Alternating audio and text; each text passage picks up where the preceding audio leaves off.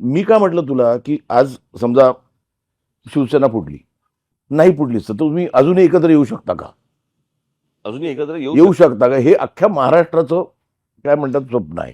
नाही, हे बघा, प्रश्न असा आहे ना की या सगळ्या याच्यामध्ये कुठच्याही मोठ्या गोष्टीसाठी मला असं वाटतं आमच्यातले वाद, आमच्यातली भांडणं, आमच्यातल्या गोष्टी या किरकोळ आहेत. महाराष्ट्र खूप मोठा आहे हो, कळलं का?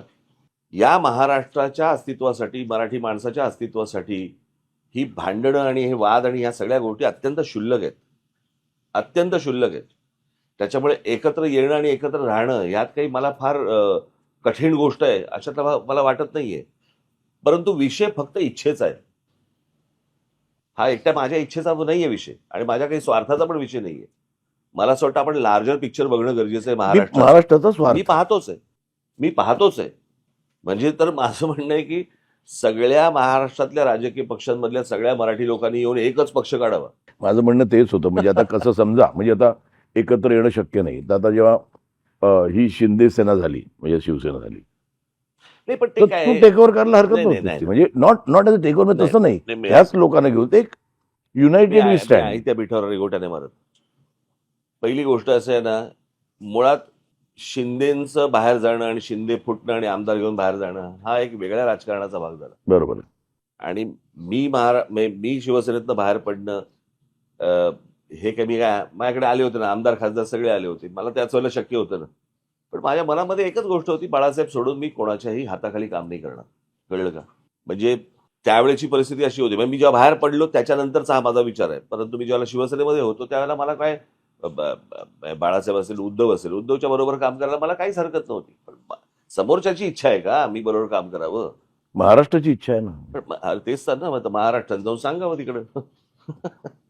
प्रश्न असा आहे ना, मी असल्या छोट्या छोट्या गोष्टींमध्ये मी कधी माझा काय म्हणतो आपण त्याला इगो बिगो मध्ये आणत नाही, आणला पण नाही. माझं तर मत असं आहे की मराठीसाठी आणि महाराष्ट्राच्या हितासाठी अगदी किरकोळ भांडणं, तुम्ही बाहेर गेल्यानंतर बातम्या वाचल्यानंतर कळेल मी किरकोळ भांडणाचा संदर्भ काय आहे.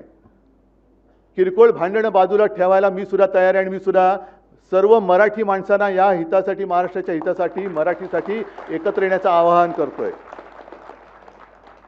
पण माझी अट एक आहे की जेव्हा आम्ही लोकसभेच्या वेळेला सांगत होतो की अरे महाराष्ट्रातनं गुजरातमध्ये हे सगळे कारभार घेऊन जात आहेत, उद्योग घेऊन जात आहेत, तेव्हाच जर का विरोध केला असता तर आज ते सरकार तिकडे बसलं नसतं. आज तिकडे महाराष्ट्राच्या हिताचा विचार करणारं सरकार आपण केंद्रात बसवलं असतं आणि राज्यात सुद्धा आपल्या महाराष्ट्राच्या हिताचा विचार करणारं सरकार बसलं असतं.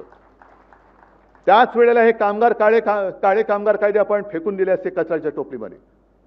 पण तेव्हा पाठिंबा द्यायचा, आता विरोध करायचा, मग परत तडजोड करायची, हे असं नाही. महाराष्ट्राचं हित, मग त्याच्या आड जो कोणी येईल त्याचं स्वागत मी करणार नाही, त्याला मी घरी बोलवणार नाही, त्याच्या घरी मी जाणार नाही, त्याचं आगत स्वागत त्याच्याबरोबर पंक्तीला बसणार नाही, हे पहिले ठरवा आणि मग महाराष्ट्र हिताच्या गोष्टी करा.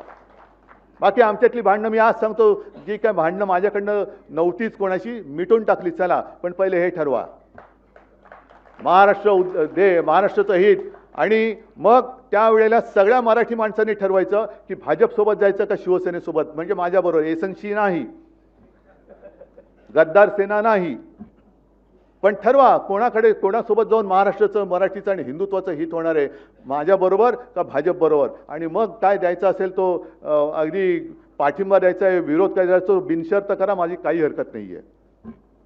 महाराष्ट्राचं हित ही एकच शर्त आहे माझी.